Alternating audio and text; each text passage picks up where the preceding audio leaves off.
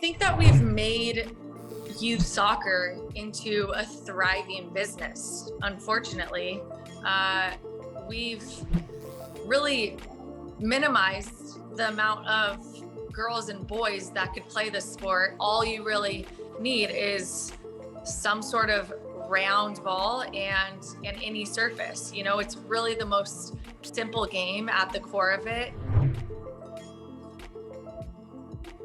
We now have all these competing leagues.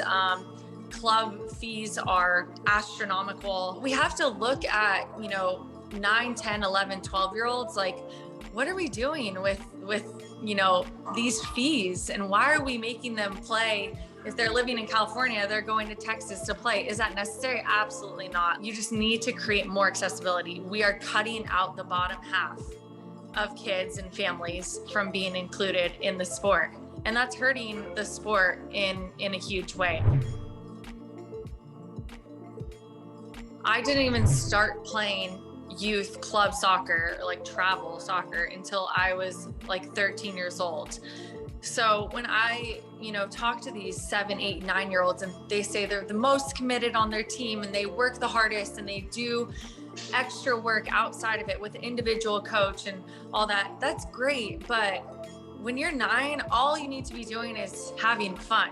You don't need to be like working on your first touch or back to goal or corvers. Like, that's all fantastic, but like, you don't need to be training 6 times a week. When I look at the number of girls dropping out at a much larger rate than boys, I think of, the acceptance of girls in sports and the respect that girls should garner in sports as much as boys. And it starts with, what they see on TV and the respect that they're given on the field. And then being given just the same opportunity as boys are. For me, doing my part in trying to grow the NWSL and make it the most professional, the most accessible, most competitive league in the world. So they go to those games week in and week out and they say, I want to be there. I want to do that.